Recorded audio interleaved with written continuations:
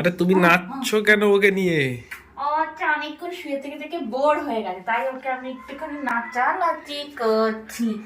আমি আর বেটু ও কি বলেছে নাচানাচি যে আমার করছি। নাচানাচি করতে ইচ্ছা করছে?